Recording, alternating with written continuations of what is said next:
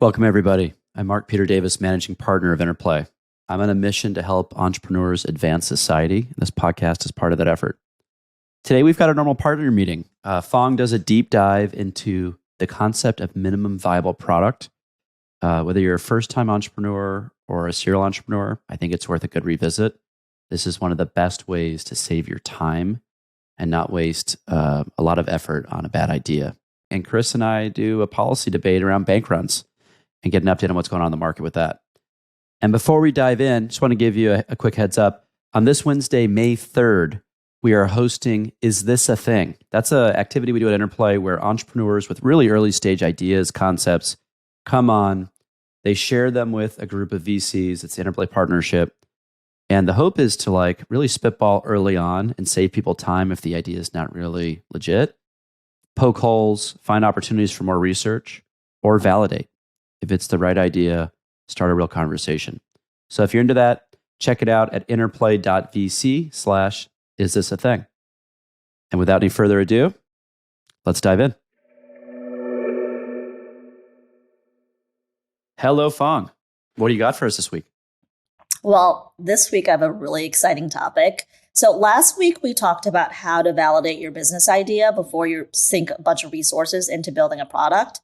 Today, I wanted to talk about the next part of that process. So after you validate your idea, how do you go about planning your MVP or minimum viable product? So I'm sure everyone knows this, but as a reminder, your MVP is the version of your product that has just enough features to validate your business idea. So then again, you're not investing a lot of time, money, and resources upfront, building out a bunch of unnecessary features for an unproven concept. So the first thing to keep in mind is that you should launch your MVP quickly. Don't spend too much time over researching, over planning, making it too perfect. The best way to learn more is to put something, anything, in front of potential customers and have them give you feedback on it. So at this point, figure out what the very core features are. Condense it down to the very simple set of things that solve the user's most critical problems. I'm sure there are a lot of other problems that you could solve, but now is not the time to do it. Just roadmap it and build it later on. You'll see that you'll probably maybe never even build it because the valuable learning you get from the earliest MVP will give you insight that you don't have now. So really think of the MVP as a very simple base from which you test and iterate into your final product. So then how do you determine what these core set of features are? Start by defining the user journey. So what's the process your customer will go through to get the desired outcome from your product? What are the pain points they'll encounter during this journey? So using this information, make a list of features that will make this journey possible. And then, Mark, don't get too excited because I know how much you nerd out on these. Make a Gantt chart. Oh, so happy. I know. Love a good Gantt chart. So a Gantt chart basically plots the importance of each feature against the effort needed to build it. So then you prioritize the features that are important and easy to build, and then conversely deprioritize features that are not important and hard to build. Then go and build quickly. And then once you have your MVP, you test it. And how do you do that? Well, first set the objectives for your test. What are you looking for? How do you measure success? Some metrics to consider are user engagement, how long a user is spending on the product, the frequency of usage, conversion rate. So this can be conversion on any number of actions, such as signing up, making a purchase, or completing a task. Retention rate, customer satisfaction. So this is going to be super important. You can gauge this with surveys and by speaking to customers. It'll really allow you to understand how satisfied customers are and where you need to improve. And then after you set your goals, go and test your MVP, gather feedback, and analyze the results. Now, try to understand whether your product is actually solving the customer pain point you set out to solve. So the important thing here, if it turns out that it's not solving the original problem, iterate on and improve the product to solve the original problem. I think a lot of founders fall in love with their product, and then when it turns out it doesn't solve the problem, they tend to change the problem to match the product. And now you're moving away from that problem that you already identified was a critical pain point, that was a really big opportunity, to another problem that hasn't been validated.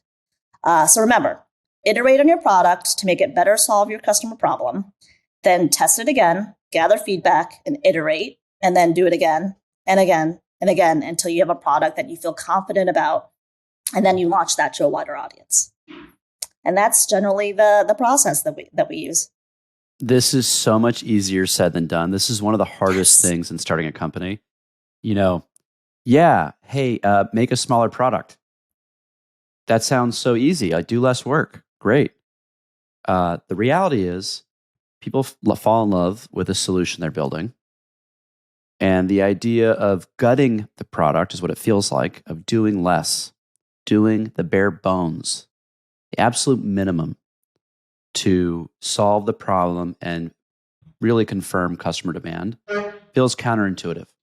And I think a lot of the reason it's hard is founders will say, hey, I don't want to take out this feature set because some people won't use the product. And the headline is, that's okay. The way to think about it, from my perspective, is there's like this demand curve out there of customers that will use your product that opens up as you add features. Right. What you want to do is just crack open the tip of the iceberg of customers with the core feature, the first feature set. If they use it and they're psyched about it, of course, when you add more features, more people will adopt. That's a given. You don't need to appeal to every customer on day one. You appeal to a niche of a niche of a niche of a niche. So this is the big thing. It's very hard. I work with incredibly experienced, veteran, super smart people, and everyone has trouble reducing the product to be the bare bones. I think it was Mark Twain who said, if I had more time, this would be shorter, I think in reference to a letter. It's a challenging thing to be brief and summarize and to sacrifice concepts. This is a little bit painful and brutal. And you have to go at this with real intention and effort if you're really going to cut this down to a bare minimum. This doesn't happen by accident. Yeah, I mean, this is one of the things as we're working through our MVPs with our incubator companies, I always have to keep myself honest, right? Like, because it's really hard to say, yeah, and then add this and add this. And if we don't have this like critical mass of features, like, and we get bad feedback, then it's not going to be indicative of the end product. But I think to your point, you're going to make it better. It's not the end product now. You have to kind of test and iterate your way into this end product. And then that's going to really solve you a lot of headaches in the long term. If 1% of the customers will use your MVP and you know the other 99 will, if you add more features, just test on those 1%. Thank you, Fung. Thank you. Chris, good to see you, buddy. You almost died doing indoor skydiving. Contrary to what Mark just said, I think I did pretty well. But thank you. Thank you. You were complimented by the instructor for having perfect form on your first go. Only when I'm stable. Yes. When I start to turn, that's when things go a little south. You know, it is what it is. You got to start somewhere. That was Chris's birthday present for getting older. We went indoor skydiving. I was trying to like get rid of him, seeing if he would fly up into the blender of a fan, but it didn't work out that way. It turns out the safety procedures are real. So that would be one hell of a way to go. I think you won't even feel it. It would just be so insane. It would be so quick. Yeah. That fan is no joke. All right, that's a creepy conversation. Let's jump in. What do you have for us on global macro? Yeah, macro is a lot less creepy this week. Actually, hold that thought. That's not true. As we're talking, there's a story developing as we're recording on FRB. It looks like at this juncture, it might just be another bank to fail. It's looking increasingly likely that it will be in FDIC receivership today or over the weekend, and or as early as next Monday. Shares is now trading at I think $3 last time I checked, and it's down 50% on the day. Clearly not good. People were fearful after the recent 8K release, last quarter's earnings, where FRB basically indicated they lost over 72 billion in deposits. and more. So it's not looking great. So the banking crisis is not over yet, as we sort of discussed. That this is going to take more of a medium term to get sorted out. And just sort of another stat I saw this week indicated as such that remember the sort of the FDIC revolving credit facility that was set up in the aftermath of SVB. Yeah. The borrowing is still increasing by mostly regional banks. So it increased by 11.3 billion this past week to a total of 155. So it's certainly being digested still. Can we find any solace in the fact that, it seemed like there are 3 or 4 failures in rapid sequence over the course of a week? Yeah. And this is at least a month or so later. Is that signal that maybe this is working its way through the system? Yeah. But the shock event has already happened, or is this going to catalyze another shock? Does this create another earthquake? So I think the way you just phrased it was pretty accurate. It's working its way through the system. It's not going, in my opinion, it's not going to create a massive shock just because the big banks, the bulge brackets, are doing incredibly well. They received billions of deposits. Their balance is strong. Earnings came out great. This is not 2008. But regional banks, a different story. It is definitely working through regional banks because everyone has to ask themselves, why am I leaving my money in a bank that doesn't have nearly a strong balance sheet? And I didn't think about that risk before. Now I have to think about it. So everyone's still moving. It seems like people are still moving money into big banks. It doesn't apply to every single regional bank. There are some banks that came out with very, very good earnings. In fact, that their deposit base decreased, of course, in the aftermath of SVB, but has since recovered. This is, to me, it will take a few more months, and there could be other banks that fail in the process, but it should not create any more of a contagion than it already is. Is there any reasonable policy that could put an end to bank runs? And I'm not talking about protecting equity holders in the banks to make bad decisions. Deposits. I'm talking about really protecting deposits. I mean, you've got this plan now where FDIC covers $250K in a bank account. Yeah. And everyone's basically gaming it, right? There's these sweep accounts where I think the latest is you can put up to $200 million in, and it spreads it across a whole bunch of accounts. But if you don't do that, you lose your money on a technicality. Yep. And there's not a lot of reason to stay with any one vendor over another. Yep. It's a commodity. Yep. Is there a policy here that the government could do so we could have a stable banking system that doesn't create some sort of perverse incentives? That is the biggest question to ask, I think, after all this. Look, first of all, let's just make this super clear, right? We're not talking, like you said, we're not talking about equity holders here. Equity holders take their own risk, right? Their investment go to zero, so be it. We're talking about just depositors who are in these banks not to take any risk whatsoever. How to protect them? Well, I personally think the government, the regulators, the Federal Reserve, the FDIC actually failed their jobs leading up to SVB. I think they could do a much better job going forward if they learn from their mistakes.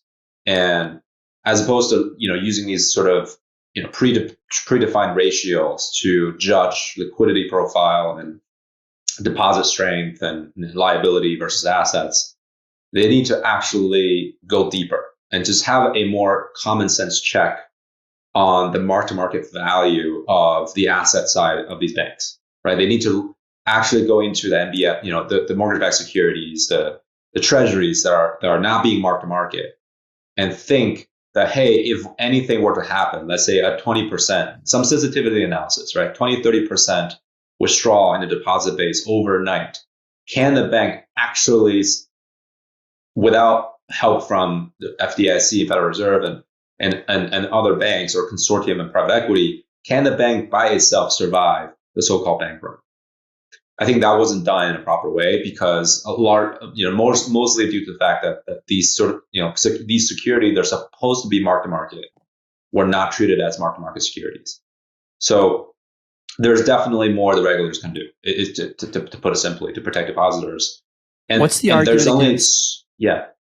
What's the argument against having FDIC insure all deposits? You don't have to do a sweep account or a technicality.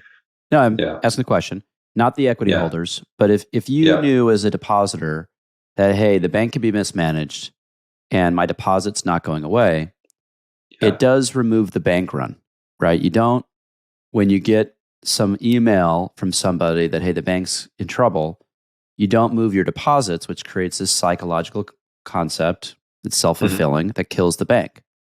Yeah. So it would at least create deposit stability. Now, it will, for sure. That's the cleanest way. Yeah. Yeah. Let me put one thought on it. And it's one of those things where I'm sure there's reasons why it doesn't work or it creates some problems. But the actual need for FDIC to insure deposits, if the banks are regulated well, in addition to that, you would assume would be pretty low because the runs are caused by people being afraid their deposits are at risk. So if their deposits are never at risk, runs don't happen. The only real question is the balance sheet being managed properly. And that seems easier to govern, even though there's questions about it, than trying to control a herd of customers who are acting on emotions and perceptions. So what you just said makes sense from the protecting depositors angle. For sure, I agree. That's the cleanest way. It will solve most of the bank run problems. The problem with what you just suggested, and I'm sure the regulators have considered this before. Yeah. Number one is a balance sheet problem, right? That's a lot of money. But of course, you can argue that that's you're not going to have a systematic bank run if that's in place. That policy is in place in the first place, so you will never need to tap that balance sheet, right? The biggest argument I have against what you suggested is that it encourages risky behaviors from the banks. The government effectively you're giving all banks in the U.S., not just the big banks, but the less regulated regional banks, a blank check saying whatever you do, we're going to guarantee your deposit base. But they still go bankrupt, right? If they make risky investments, don't they? They still lose all their equity. The owners and management of the companies, all the people who are shareholders. I'm not proposing protecting that. That's capitalism. You can lose your money. That's the game. Here's the thing: they won't though. They won't. Why? Because none of the banks that failed along the way were insolvent. Let's make that clear. Their assets were greater than liabilities at all times. That never, the insolvencies never was an issue. The issue was liquidity. So by having FDIC coming in and guaranteeing off deposit, you're basically telling them, going forward, none of the banks will ever have a liquidity problem. So as opposed to lending out 80% of the deposit base, banks are now effectively have a free blank check, and they can just go out and lend out 99% of the deposit base and have much higher earning. I'm sure you can put some risk. Is there a hybrid policy? I'm just asking the question. Is there a policy? It seems like part of the solution on the outside is some sort of insurance around deposits because it changes this whole bank run. This bank run is an anomaly in business in many ways, right? This whole concept, it's unique to this industry. It's possible, but it's akin to no one going to Target on the same day, ever shopping. Tomorrow, no one ever walks into Target again. That's what's happening. They all stop buying. Revenue goes to zero. That's not a normal paradigm. Yeah. So the question is there some sort of supplemental legislation or regulation that would enable a policy like that to not be crazy, to be productive? I don't know. It will be very complicated. It would be complicated. It will be complicated. It will be filibustered. It will take years for it to be implemented and properly, and without triggering any sort of let's just say wrong incentives. It can be done. Will it be done is a different question. I personally believe this will be too difficult politically to implement. But yes, in an ideal world, I definitely see your point, and I think it can be done. Okay. So that's FRB. And that's just one of the few things that happened. It is a rabbit hole, and it is important people should pay attention to it. Let's see. I'm hoping that some rescue package can come in, because FRB is, frankly, they didn't do nearly as much wrong as the rest of the banks, SVB included, and the fact that they're failing is is They're sad. just collateral on damage, levels. right? They're just getting shell shocked because they're associated with the ones that stepped on landmines. Got it. Yeah, personally, I'll be very happy to see a rescue package coming in. So beyond that, the rest I'm just going to, sort of quickly go through. It's been a very busy week on the macro level for macroeconomics level for US. We had bank earnings, or we had tech earnings that came in stronger than expected.